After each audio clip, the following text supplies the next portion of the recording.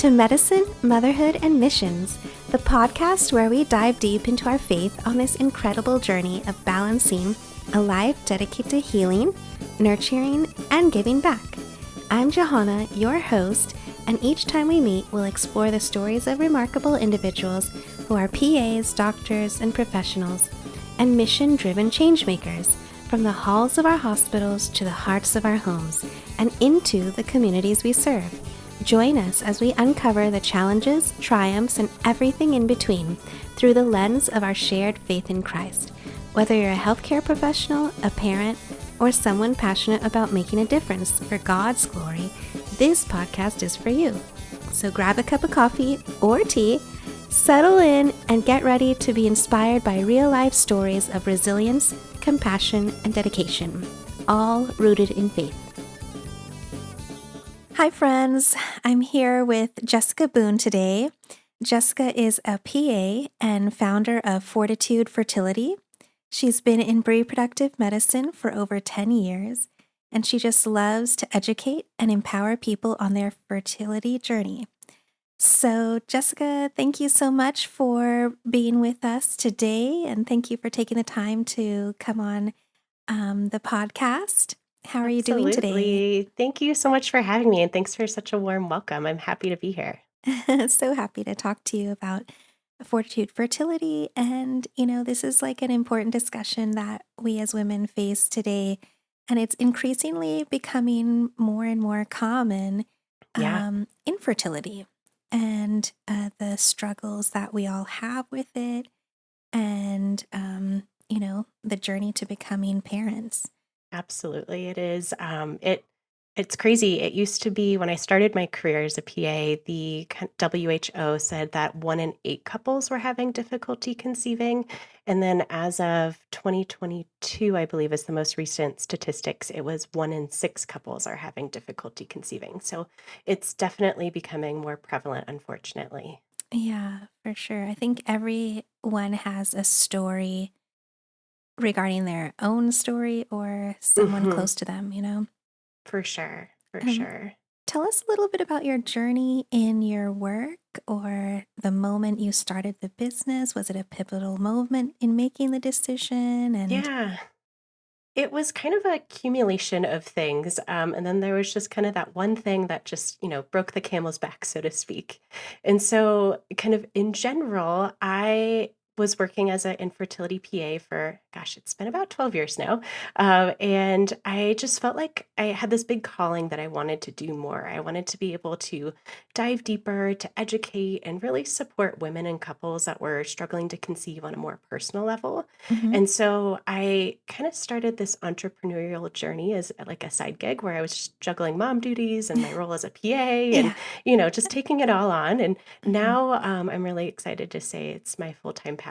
So, but it's been a long road to kind of get to this point. But I think what kind of really changed my passion and kind of what pivoted me to Fortitude Fertility Consulting was, realizing when that 1 in 6 statistic really hit home for me. And that was when my best friend was diagnosed with a medical condition that was completely out of her control. But the only way that she was going to be able to meet her family planning goals was through IVF.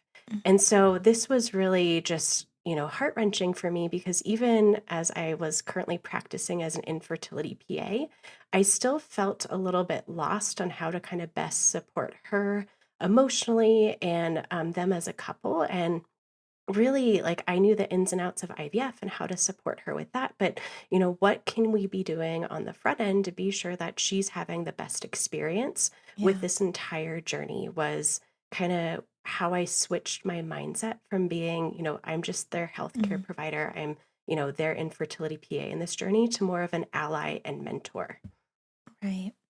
Yeah, that's I think what's key is in your journey is realizing that relational aspect Hmm. and the fact that so many couples, everything is so, it's like stepping into deep waters of unfamiliarity and you Yes. don't Yep. know what to expect and you don't know what to do really. And so you kind of walk alongside of people, kind of helping them along that journey. And it's amazing how that started with, that relationship with your friend. Yeah, I would say for sure that's kind of where the seed was planted for Fortitude Fertility. It took me, 9 years to get the courage to really start this as, my full-time passion, but, Mhm. it was kind of that I know a lot of PAs are kind of feeling this way sometimes, but, just feeling kind of frustrated with, like, your current role, feeling like you're not supporting, your patients the way that Mhm. they deserve to be supported, and, for the most part, it's not, the clinic's fault. It's just unfortunately the system really Mhm. isn't set up for us to be kind of spending that one-on-one time, kind Right. of building that foundation of understanding and education and Mhm. providing that kind of one-on-one support and accountability. But that, it was really like a bad day at work that really kind of was the straw that broke the camel's back and kind of what Yeah. gave me the courage to start this. And it's been really unbelievable to see when I'm truly passionate about something, how much can happen. Mhm. And it's just been really powerful to, impact so many women and couples' lives and help them, build the family that they've always dreamed of. Yeah, that's so cool. And I love how you said, like, when you have the passion, how were able to pursue those Mhm. passions and you made it happen. And that's Exactly. like Yeah. so true because if you have that passion, if you have that desire, then you'll make it happen somehow. Absolutely. And then another key thing is, today's medical world, it is so easy to feel frustrated, especially as providers, when we went into it wanting to make a difference and, help others, Mhm. the common thread of being in medicine, but yet we're like restricted to insurance protocols and 15 minutes per patient, and you see Yeah. like 20, 50 patients a day. So Yeah. it's I frustrating It that is. It and is. then, yeah, there's so many factors that go into that burnout and difficulty in finding how to actually care for each and every individual patient you see. I completely agree. And I was really lucky when I first started practicing as a PA. The first collaborating physician that I worked with at the time, he wasn't accepting insurance. It was a fully cash pay fertility clinic. Mhm. And he was of the philosophy that, you know, regardless of what's going on, the patient experience and their emotional support and education should come before all else. And so I like to joke that there was a period of time that I got to practice medicine the way that medicine was supposed to have been practiced. And Right. I've seen that that there's this transformation that happens when patients feel that they are 100% taken care of from a Mhm. whole person perspective. Mhm. And so I know it's possible. And I am on a mission to change that. Yeah, and that's so wonderful. And I know many providers are like you, starting these new journeys to Mhm. really impact their patients and take them into a place where they feel like they're really heard and that Absolutely. they are really helped in every aspect of their journey in life. Mhm. So discussing infertility, and well, you, how do you start the conversations and how do you empower people in their journey with fertility? I know we touched a little bit about it, but how do you? Yeah. So infertility, is still a very sensitive topic. And, it's because it's one just like very deeply personal. There's a lot of emotions that are tied to it. And Mhm. unfortunately, in our society, there's still a lot of stigma Mhm. surrounding infertility. And so, just being open to having that conversation with a friend or a patient or a loved one is huge. And so my kind of biggest kind of one of the biggest things that I like to say is, just being able to be open to that conversation and being able to listen and knowing that you're going into the conversation without the needing to fix everything right away. So many people who are going through this journey, they're afraid to kind of share because they don't want to have any judgment tied to it. There's often a lot of things about infertility that is out of everyone's control, Mhm. but our kind of knee jerk reaction is to provide like advice or to try to fix things. And what people who are struggling with infertility really need is just someone there to listen and try to understand and really Mhm. just validate their experience, because this opens up a space where people can feel seen and heard, which is incredibly empowering and exactly what they need. Yeah, that's so true because, infertility, I mean, it's such a struggle. And, culturally, there's so many different, aspects that can play into that as Mhm. well. I mean, it's such a um, ingrained thing that women are born to be mothers, nurturers, and, you get married, you have a baby, but it doesn't always happen so easily. And Yeah. even for my husband and I, we had, um, uh, a little bit of a time that was difficult in, getting pregnant. And, oftentimes also, I know you probably come across this too, is like, with couples is, it's like, what's wrong with the woman? And yet it's Oh, yeah. also like, it's a partnership thing where we have to, be able to embrace looking into both partners and, finding out what's happening with medically with, the husband and wife, and, and everything. And so Yeah. it's hard though, getting those conversations, getting to those steps. And, and then sometimes you're like, or I was like, um, do I really want to, push towards this? Is it supposed to be? Is it meant to Mhm. be? What do we do? Yeah. Are we doing the right thing? So many questions, so many uncertainties, And even though I was a provider and those like medical stuff, but you still have so many questions and uncertainties. Yeah, I'm so glad you brought that up because I've practiced both on the female side and on the male side of infertility. And so many people are like, "Wait, there's a male side of infertility?" Um, Yeah. I don't know why this is the case, but it seems to be sometimes like a little bit like rocket science that it takes two people to make a pregnancy happen.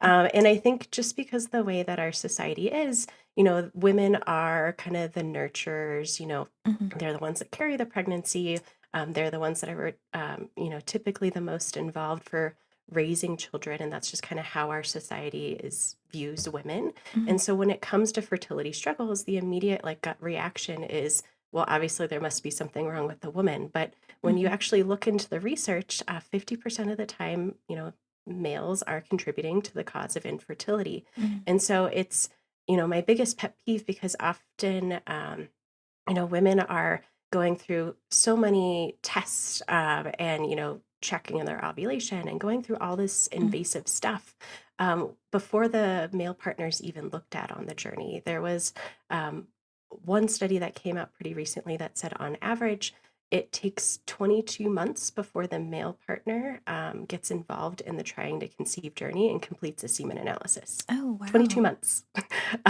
which is just wild when Yeah. probably the female partner was, already checking her ovulation, went to Yeah. her OBGYN, like, That's nearly 2 to 2 6 months into the years. yeah, nearly 2 It's years. It's like crazy. of Um, trying and getting frustrated and, yeah.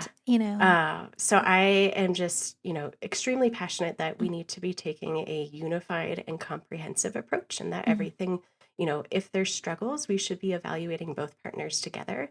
Not only does that, give them the best chance of success, but it really kind of takes the weight off of the woman's shoulders and helps rewrite the stigma that we have going on in our society about infertility. It's not mhm. just a woman's issue, it's not just a man's issue.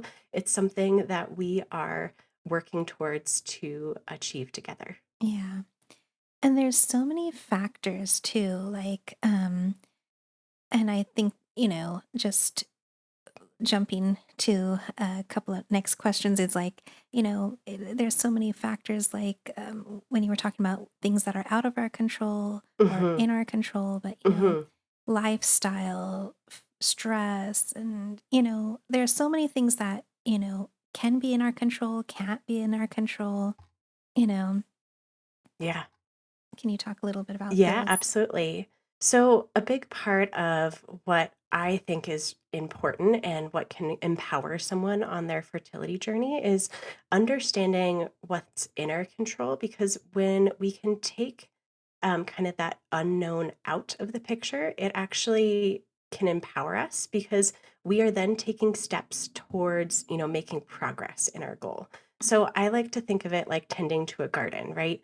We can't control the weather, but we can water the plants, we can enrich the soil, we can make sure they're getting enough sunlight, we're not planting things in the shade.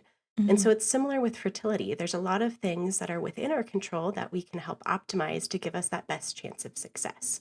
So a lot of those things are, centered around nutrition, so how we fuel our body, exercise, stress levels, and even our sleep patterns are all things that we mhm, can manage to create the best possible environment for our new fertility to flourish. And so, and it's not just about those physical things as well. When we start learning about how we can control our mindset around these things, it's also really important. mhm, So, kind of framing it helps us reframe our journey into not necessarily a positive light, but into something that is, again, within our control. mhm. So it's about having, positive self talk, being kind of gentle with ourselves. And, how we choose to face these challenges is really important. And Yeah. so, there's going to be tough days on this journey, and knowing what we can do to bring kind of that sense of peace and purpose to those tough days can be really empowering. And so those are kind of my two biggest things is, you got to tend your garden a little bit in Mhm, order to, to give you that best chance of success in optimizing your fertility, but also to kind of switch the narrative on infertility. So it's something that you are not controlled by, but something that you are being an active participant in. mhm. Is it like managing how we manage each situation or, kind of, as you said, changing our mindset to not controlling, but managing what we can in order to face what the next step is, right? Absolutely. Yeah. And tell us like a little bit about like what are like some things that you would advise couples or, and in their journey or how they would manage their emotions or Yeah. the ability to face these steps that they're going to be taking. Absolutely. I think it's really important that we take a step back. And I know this might be a little bit different than kind of what we were taught in PA school, but um, I think it's really important to view fertility as a window into our overall health. Because when we take a step back and really think about it, your body tends to prioritize things like brain function, heart function, lung function Mm, before it comes to like sperm and egg production and ovulation. And so when we're having fertility issues, it's often a sign that there's likely something going on with our overall health that is then negatively impacting our fertility. And so when we are talking about changes that people can make on their fertility journey, I think it's really important to keep that in mind as we're kind of making our mindset shift about switching from more of like a passive role to an active role. So we want it to, when we're talking about lifestyle things, we really want to dive in and take a look at to what things could we be doing that are negatively impacting our lifestyle? And unfortunately, kind of the traditional American diet and traditional American lifestyle isn't super supportive for overall general health and and therefore is impacting our fertility. And so I think it's really important to build a foundation of a healthy diet. And so everyone's like, what does that mean, a healthy diet? Um, what that means is, trying to get back to kind of whole foods. Mhm. So switching from grabbing foods of convenience and Mhm. intentionally fueling our body with, great fruits and vegetables, lean, healthy proteins. Instead of grabbing that prepackaged food, maybe take some time to kind of meal prep a little bit on the weekends. Mhm. Ideally, for a fertility focused diet, you really want to be focusing on low inflammatory foods, and increasing our protein intake. Our traditional American diet is pretty heavy in simple carbohydrates, and just being sure that you're eating a good amount of protein with every meal and with your snacks is going to be a huge transition. I actually have a free shared steps guide that I have for couples. It outlines the 10 kind of key first steps that I think are really important for you guys to take together to optimize your fertility as a couple. That's awesome. And I'll have the links on the show notes below below the podcast information. So you'll be able to find all of that, find out more information about Jessica on the podcast too. Amazing. Uh, those physical changes are super important, but I think another kind of what helps with a mindset shift is thinking about infertility instead of like, why is this happening to me? Mhm. Switching that narrative to what can I be doing about it? It's a really subtle shift in the language, but it's really powerful. And it helps you kind of switch that mindset a little bit easier to being more of an active participant rather than a bystander. And this is something that, doesn't happen overnight. It's a process, and something that we really have to make that intentional shift in our mindset about, being a little bit more gentle with our self talk and really taking it a closer look about what is within our control and how we can be optimizing our fertility as a couple, not just, as the woman or just as the man. Mhm. And with that, looking for answers is really important. I think building an understanding of fertility and what's going on with your body is huge. So much of our kind of education about reproductive health is about, how we can keep from getting pregnant. No one in school taught you how to, maximize your chance of pregnancy. Mhm. And I think that narrative needs to switch because there's so much misinformation about kind of your fertile window and cycle Mhm. length and menstrual cycle and sperm production. When you actually, get a foundation of understanding, you can better understand your body and then make informed choices that align for you and your reproductive goals. So, in summary, it's, lifestyle pieces, mindset, and, gaining knowledge, I think are all imperative to give you that best chance of success in your fertility journey and to help you feel empowered by it. Yeah, that's very important. Because when we change our way of living, things that we can control, then we can at least see what we're doing to make those changes. We're seeing what's working, what's not working, and then we can like take those next steps afterwards, right? Absolutely. And, the best thing is, I don't think, switching up your lifestyle just to improve your fertility Hmm. is the mindset we should be going into this. Hmm. I think making these choices to improve your chances of fertility Hmm. is great, but knowing that you're making these choices to improve your overall health is Hmm. what's really important. And Exactly. the best thing is that you're making healthy choices for you and your growing family. So if you Hmm. continue with these healthy lifestyle changes, you're going to be setting yourself up, and your family up for a healthier life moving forward, which is huge. We're changing, you know, the way that our future generations may be living. And Exactly. hopefully that statistic of from 1 in 8 to 1 in 6 doesn't continue to increase. Hopefully we can get it to improve or maybe just stay the same. Yeah, exactly. It's making changes for the future, not just Hmm. now. Yeah. And so, with all of this going on, how do you juggle balancing life and work and your family and Yeah, that's a great question. To be honest, I was not very good at this. This is definitely still a work in progress. I actually probably started 2024 being the most overwhelmed and unhealthy that I've ever been.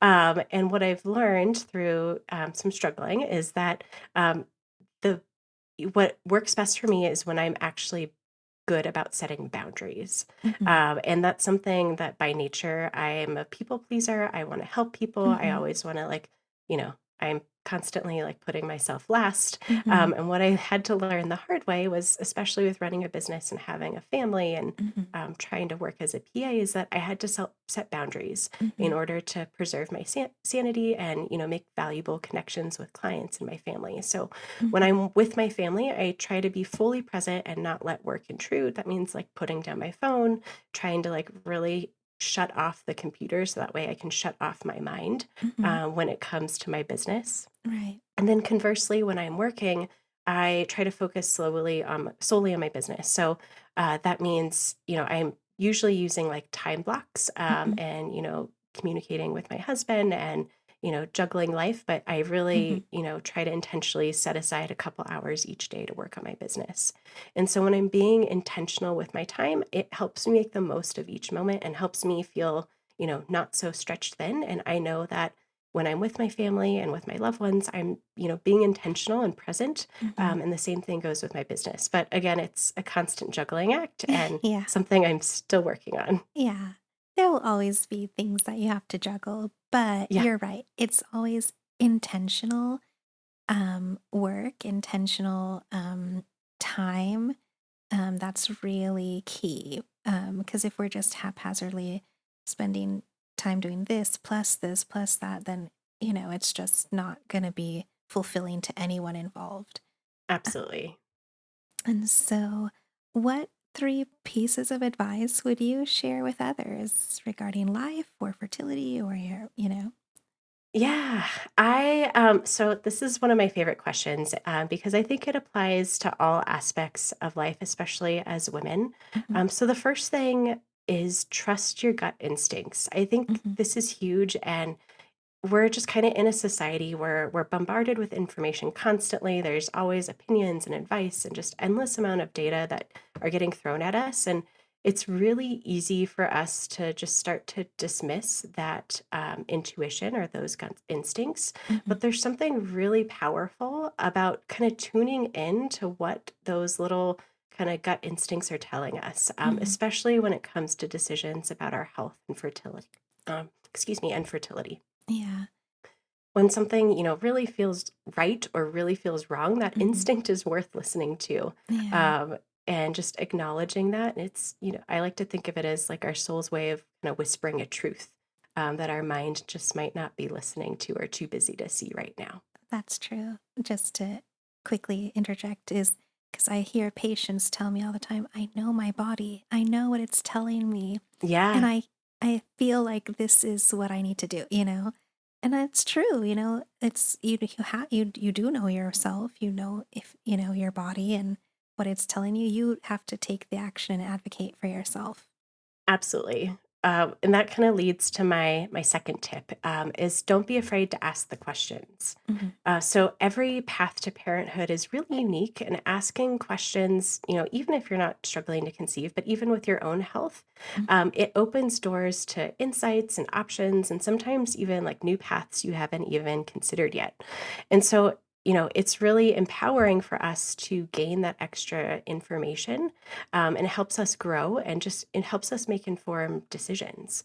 And so, my biggest thing is if you are working with a fertility team and you don't feel comfortable asking questions, or if you're working with a healthcare provider and you don't feel comfortable asking those questions, and or you're feeling like you're being dismissed, that may be a sign that you need to find a more supportive environment, because at Mhm. the end of the day, your healthcare provider should be wanting to work with you to find the best solution that that's going to work the best for you and aligns with your health and reproductive goals. That's important, but sometimes so hard to find because how True.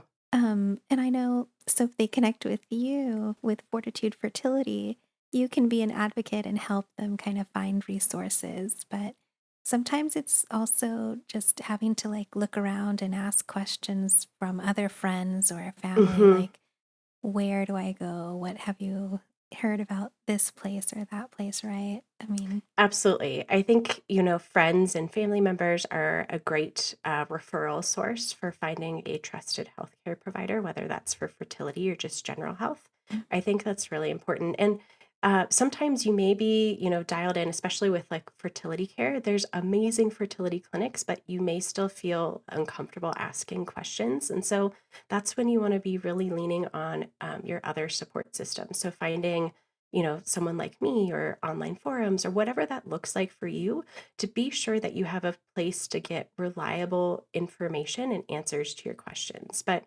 I think first and foremost, you should try to find someone within your fertility team that you feel comfortable sharing your experience and questions with. And if not, work with someone to help you kind of build that confidence because at the end of the day, like they need to be answering your questions. mhm. Yeah. And Yeah. how would you encourage others in their journey with infertility? Yeah.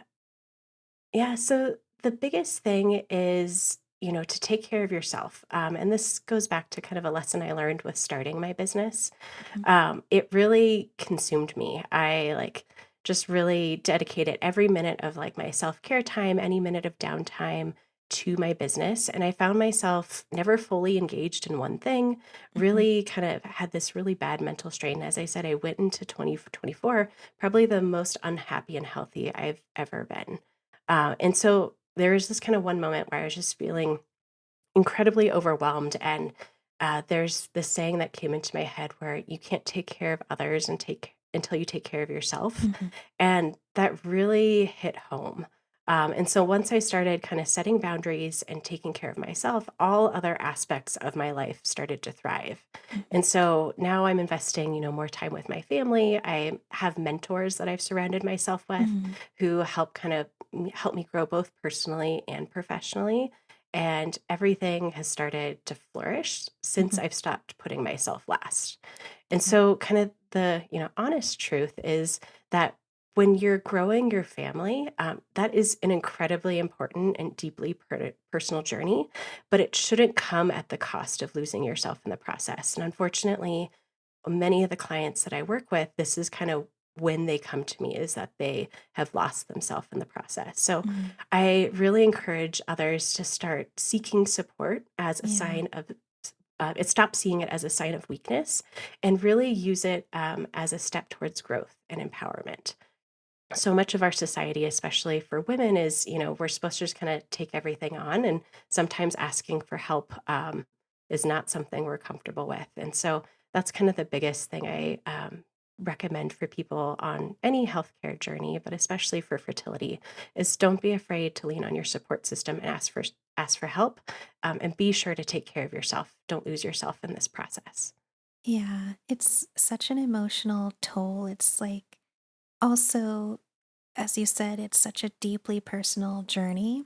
Um, because of how we talked about in the first part is the stigma, and then you feel less of yourself, or there's so many emotional factors and Hmm. feelings that come into play with infertility and the fertility journey that it's hard sometimes to step aside and kind of take a look back and take an inventory of our lives and just Hmm. kind of see what's good, what's bad, what's hard, Hmm. but what can we do to make the journey better? And how Hmm. can we fill our cups so that we can pour back out, right? We Absolutely. can't pour from empty cups into other people's lives or anywhere, even in our own. And so it's all about it, as you said, is taking that step back and seeing how we can have a, 30,000-foot view in a way Hmm. of what's happening in our life. Then we can kind of zoom in onto those details that need help. And, but it's like you have to be able to take a step back from those issues. Otherwise, you're just consumed with it and overwhelmed, and you can't see the forest for the trees in a way. Absolutely. Yeah, I think it's really easy to get caught up in all those kind of what ifs and the futures, and it just there's a lot of strength that can be found on just focusing on the here and now. So when we take a step back and really acknowledge what is in our control today, whether Mhm, that's taking care of your body, nurturing your mental health, mhm, finding kind of joy in those small things, mhm, these can really build a foundation of resilience and really mhm. help you tackle whatever's in front of you with courage and strength and hope. Yeah, awesome. And if you want to say any challenges you faced and you found some joyous moments from those, or what you've learned, a quick recap of that. Yeah, absolutely. So, my kind of biggest challenge, I personally never struggled with infertility, but I have had, some of my closest family members and friends struggle with infertility, and then have guided, countless patients and through this journey as well. And it's just been, incredibly heartbreaking to see people come to me feeling so dismissed and defeated and Mm, hopeless in this journey in something that's supposed to be, so easy, right? And so mm, natural to happen. supposedly. Uh, it it's just heartbreaking. And when with a journey such as this, everyone deserves to have support and guidance on this journey. They should feel like they are confidently making decisions that are going to give them that best chance of success. And unfortunately, that's just not the experience that so many have. And so when I work with my one-on-one clients, what has been, the most incredible thing is just to see the transformation that the women and couples have when we work together. So many of them come to me just feeling frustrated, confused. They Mm, feel burnt out and dismissed, and are just generally just very fragile, and have lost all sense of hope. And when we can work together and start to give them that foundation of understanding, you can see their confidence building. And then there's always this super pivotal moment that happens when they get this breakthrough. They get this kind of profound clarity and confidence, and then they start to feel empowered. mm, And then they start to have the courage to ask the questions, and they have an active voice in their journey. mm. And then that's when everything changes. That's when they start to find hope. And so my favorite part is getting those pregnancy announcements or, Oh, middle of the night text messages from like peeing on a stick and getting, positive pregnancy tests. And all those baby photos that come back are just a mhm, huge plus. But that's kind of, some of my more joyous moments. It's the little things, mhm. not necessarily like the big things, but the little things that build up to that transformation is what makes me so incredibly proud and happy to be doing what I'm doing and honored to be walking alongside these couples. Yeah, it's amazing work that you're doing, and I'm so happy to have been able to talk to you about this and see what you are doing for others. Everyone's journey is so different, though, and everyone has their own story to tell Hmm. and story that they walk out. But as you said, everyone has an opportunity for hope and an ability to see hope in their life. And I hope that Absolutely. others would have been encouraged and inspired by this conversation with you, Jessica. And I'm so glad that we were able to connect and converse. And I hope that those of you listening can find hope in your own stories and journeys and see that hope continue to spark amongst all those that you meet and impact. Thank you so much for listening. Absolutely. Thank you so much for having me. Thank you, Jessica. Thank you for joining us on this episode of Medicine, Motherhood, and Missions. We hope you found inspiration, insight, and a sense of connection in the stories we shared today. If you've enjoyed today's episode, be sure to subscribe and follow us and leave a review. Your feedback helps us improve and reach more listeners like you. Follow us on Instagram and all the socials. We'd love for you to join a community of like-minded individuals passionate about making a difference through medicine, motherhood, and mission work.